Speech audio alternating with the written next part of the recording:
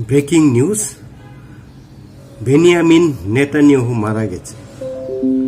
খুব আশ্চর্য হবেন, এটাই স্বাভাবিক। এটা সম্ভবত আমার নিউজ নয়, এই খবরটি আমার নয়। এই সংবাদ মাধ্যমটি বাংলাদেশের মেইন স্ট্রিম গণমাধ্যম, যত চ্যানেল রয়েছে, যত গণমাধ্যম রয়েছে, সকলই প্রকাশিত বক্তব্য এবং ওনাদের দাবি। বাস্তবতা আর কাল্পনিক ইতিহাস রহস্যর মতোই লাগছে তাদের সংবাদ মাধ্যম প্রচার। বস্তুনিষ্ঠ সংবাদ মাধ্যম প্রচার শিরোনাম যতটা না স্বচ্ছতা রয়েছে, তাদের নিরপেক্ষতা নিয়ে প্রশ্নবিদ্ধ হবে। মেইন স্ট্রিম গণমাধ্যম মিডিয়াগুলো যদি এ ধরনের মিথ্যে প্রপাগান্ডা গুজব ছড়িয়ে দেয়, তাহলে দেশের মানুষ কিভাবে বিশ্বাস করবে, কিভাবে আস্থা পাবে, তা আমার বোধগম্য নয়। এটাই কি হওয়া উচিত দেশের শীর্ষস্থানীয় গণমাধ্যমের?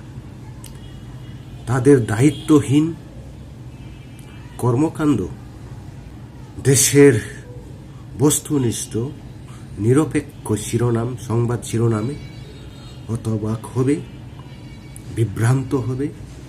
এ ধরনের সংবাদ মাধ্যম শিরোনাম দেওয়া কখনো কি কাম্য দেশের জন্য? কেন? আপনারা নিরপেক্ষভাবে সংবাদ মাধ্যম পরিবেশন করুন, বাস্তবতা বস্তুনিষ্ঠগুলি তদন্ত করে আপনারা উপস্থাপন করবেন, জনগণের কাছে প্রকাশ করবেন। এটাই আপনাদের দায়িত্ব, নৈতিকতা। তাহলে মানুষ আপনাদের কাছে আস্থা পাবে, দেশের মানুষের আস্থা অর্জন করা সম্ভব। এভাবে মিথ্যে প্রপাগান্ডা ছড়িয়ে সংবাদ গণমাধ্যমে যদি আপনারা বিভ্রান্ত প্রকাশ করেন, তাহলে জাতি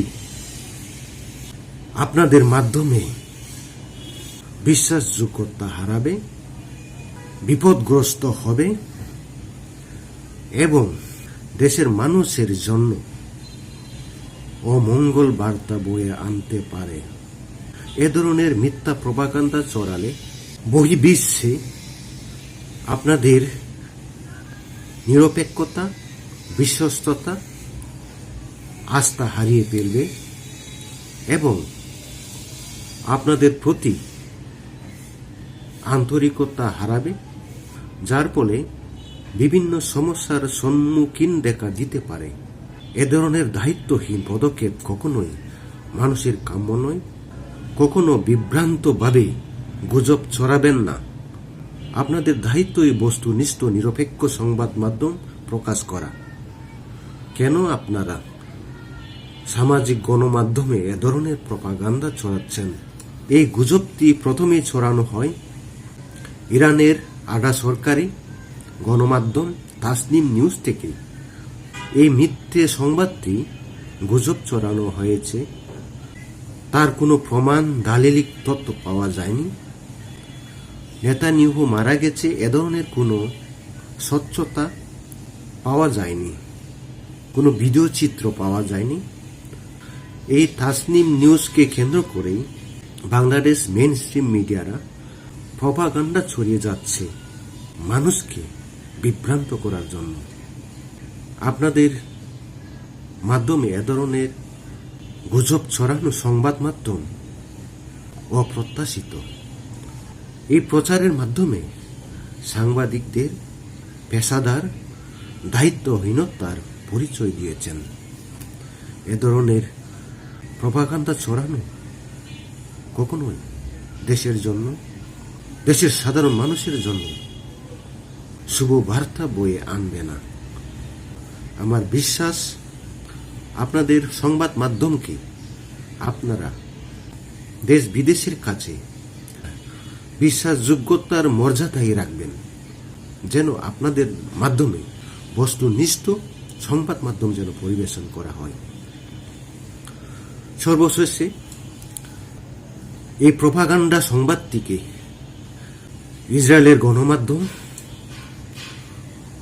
নিশ্চিত করা হয়েছে যে এই সংবাদ মাধ্যম যদি অপপ্রচার করা হয়েছে, নেতানিয়াহু বিষয় সম্বন্ধে যে গুজব ছড়ানো হয়েছে, সকলেই প্রোপাগান্ডা।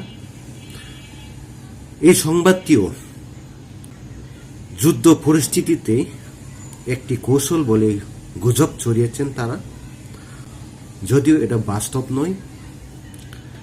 বেনিয়ামিন নেতানিয়াহু নিজের নিরাপত্তার জন্য নিজেকে আড়াল করে রেখেছেন, যার পরে তিনি প্রকাশ্যে গণমাধ্যম এবং সম্মুখে আসছেন।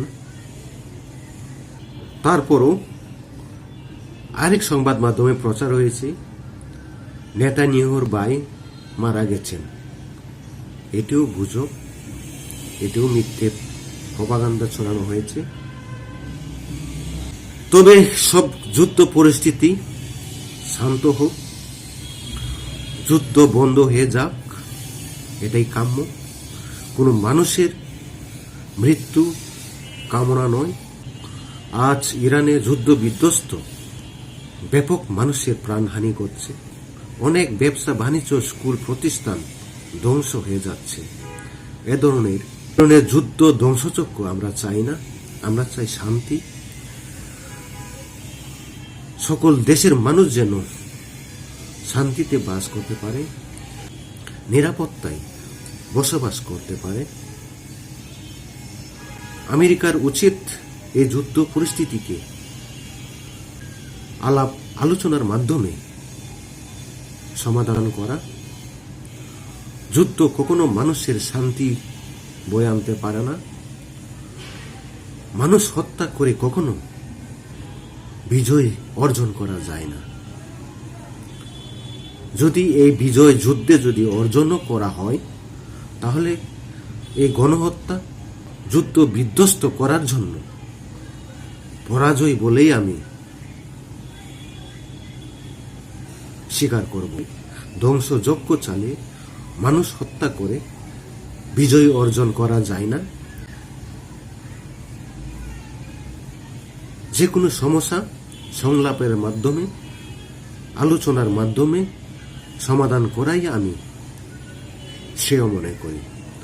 এমনটাই হওয়া উচিত।